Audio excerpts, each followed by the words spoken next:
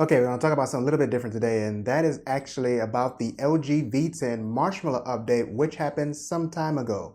But I do have some things to say about it, so let's get into it. By the way, this whole video has been shot on the LG V10 in auto mode in 4K, but I'm probably going to just scale it down to 1080p as I usually do. But there is a reason I'm actually using auto mode instead of manual. I'm going to get to that a little bit later. All right, first thing we're going to talk about is the battery optimization. Apparently in the Marshmallow update, you're supposed to have better battery life now. That probably has something to do with DOS. I don't know if that's how it's implemented into the LG V10, but battery life is supposed to be increased. The problem with that is the battery life on my LG V10 has not been that great as of late. Actually, it's been pretty poor. And for that reason and others actually is the reason why I really do like why back on when I got the phone they had the LG V10 promo, which allowed me to not only get a 200 gig SD card but also a spare battery and a battery cradle that I can put it into and charge that battery separately. I pretty much never plug this phone into a wall now. I just let the battery go down to low and then I swap it out for a spare battery. So I'm not sure if I'm really gonna see the improvements for the battery life because the battery life is so bad as it is right now. Just how it is. We also have improved knock code, or pretty much they improved the knock code security settings for the LG V10. This one, I don't know, for those who actually do use the knock code instead of the fingerprint reader, I guess this is a good thing for you. I personally never found a true use in the knock code. I just thought it was just a useless gimmicky feature that just didn't need to be at all. Why would you knock on your phone instead of just double tapping or using the fingerprint reader, which is still pretty fast? Matter of fact, it seems a little bit faster now in the Marshmallow update. So yeah, for those who do use it, it's there. App permissions. This is a pretty critical thing. The app permissions are now implemented, so now you can control the permissions of pretty much every single app that is installed on your phone. The days when you just go to the Play Store, install an app, and you have to accept whatever permissions that app needs or requires is pretty much dead now, because no matter what permissions they require, once the app is installed on your phone and you have the Marshmallow update, you can go into the settings for the app and click on permissions or tap on permissions, and you'll be able to turn on and off every single permission for that app. So no longer can apps just blindly record you or take data from different other social media apps or things you're doing, stuff like that. Can't do that now. You can turn off those permissions.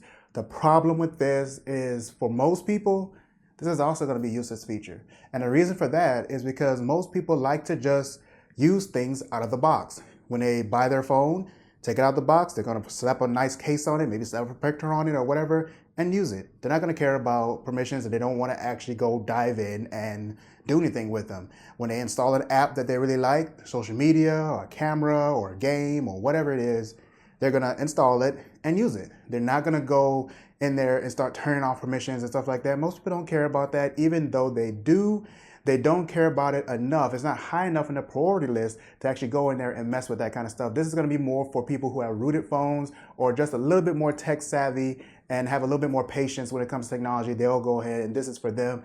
So yeah, this is a pretty awesome feature that I hope more phones have right out of the box from the jump now going forward, if they will stop releasing phones with old ass Android versions.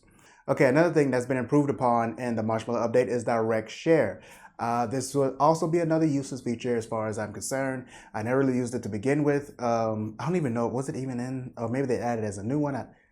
I'm not sure, but pretty much we have direct share, and all it really does from what I can see is it now places the contacts you share with the most pretty much at the top of the list. It adds them into that share list. When you hit the share button for your images, your pictures, your videos and stuff like that, you now have just like a little contact list that you can just tap on and share directly with those people through whatever app you want to use, you want to share with them. So yeah, I don't even know if I can even say it's nice. I mean, all I have to say is it's there. So if you use it, if you're someone who loves to share things with your family and friends, then this is something that you're really gonna like.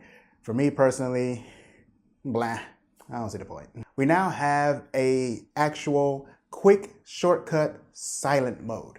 Why was this not there before? This is not even much of an improvement as it is a fix. it should have been there from the start. We have it now. You can now slide down your notifications and just tap on the do not disturb button instead of having to tap on your sound shortcut to get to a silent mode. It's kind of weird that it just wasn't there before, but now officially is. You don't have to go through all that crap. It's one of the few things that I really do like, from that other fruit company that actually has that little switch on the side of their phones where you can just silent the phone with a tap or with a click of a switch. Yeah, it should be in every phone. And now let's go ahead and go over the little things, I would like to call them. I'm just going to ramble through these real quickly. You now have peaking, which allows you to set up the app so that its notifications don't actually disturb you and cover up your whole screen. For those of you who did have that problem, peaking is now set on by default, it seems, for most of the apps I have on my phone, at least after the update. So that's a good thing. You now have app settings that have been redone. There's no longer a bunch of tabs. It's been simplified down into a simple list. And so app settings are now a little bit easier to get through. You also now have Google app settings, which allow you to manage the Google apps on the phone a little easier for those who needed that as well. I don't know who, but if you did, it's there. So those are pretty much the little things as well. Now let's go ahead and get to my problems with this update.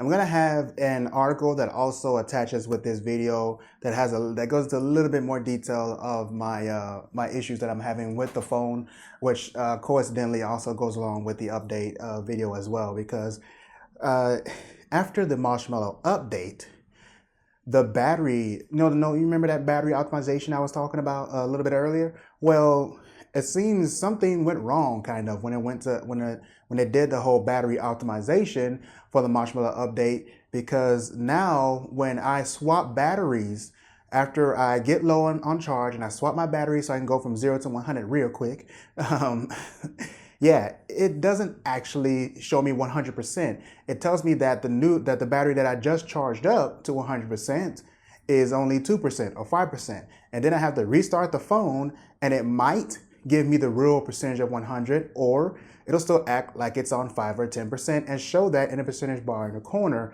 And I'll either have to restart the phone and it works, or I have to pop out the battery again and put it back in, and then it'll show me the 100% that it was supposed to show me before. And this wasn't a problem before the update, but now it's happening all the time. So every other time I switch batteries, I have to go through this crap of restarting the phone or pulling out the battery again and putting it back in. It's really kind of annoying. It's annoying as hell. And that's something that really irritates me when it comes to this update. The next problem I have is something I had before the update, but I was trying to work with it. Sometimes it works, sometimes it doesn't. And that would be the audio syncing issues when using manual mode for video. I thought that maybe in this update this will be fixed, but apparently it's not. And it's still there. Right now, this video is being shot on auto, so I apologize if the lighting is going up and down or the colors are switching or what have you, because it's shooting in auto. That's the only way I can record using the V10 while still keeping the audio in sync with my lips, or at least able to sync it up with the external audio that I use all the time. And this is just, it is mind-boggling how bad it is. It is really bad. Now, I don't know if this is a widespread problem. Maybe there's a lot of people who shoot an LG V10 who don't have this issue at all. But for me personally, I'm seeing it often, all the time. Almost every video I shoot with my V10 in manual, the audio is off. And it's just a pain in the ass. So I'm hoping that LG will fix this eventually. But honestly, now that it's received a 6.0 update, that's a major update, a major Android update. Most phones do not receive more than one major Android update before they're forgotten of, and the company moves on to a whole nother line of new phones. Like right now, LG has the G5. They're getting ready to release another the update for the V10. So whatever they're going to call that, V11, 12, whatever the hell they call that, that's going to be coming out soon, and they're going to focus on those new phones. And this phone right now, as great as it is, I'm pretty sure it's reached the end of LG's focus. They're not really going to put that much focus on it much more after now that they've released the 6.0 update. So guess I'm stuck. But that is pretty much all I wanted to say about the LG V10 Marshmallow update and the ups and downs of it. Overall, it is an improvement. although it still has its bugs. So it's not perfect as usual. I always pray that the manufacturers would test these more, the manufacturers and the carriers, LG and T-Mobile, will test these updates more before they release them. But there's only so much they can do, only so much they can see in a controlled test environment. You don't really know how good or bad something is until you release it onto thousands and thousands of phones and out there into the actual live world. So I know I can't really fault them too much for this. So it just sucks. But hey, the update overall is a decent update. Add a bunch of new features. There is some performance gains to be had. I don't really notice it that much because the phone was already fast as it was. I didn't have too many memory issues or anything like that. But there is supposed to be some performance increases as well with getting over into the Marshmallow world, the Marshmallow environment. So with that, I hope you guys did enjoy the video. I hope you found it informative. And with that being said, you guys have a good one. I see you. Bye.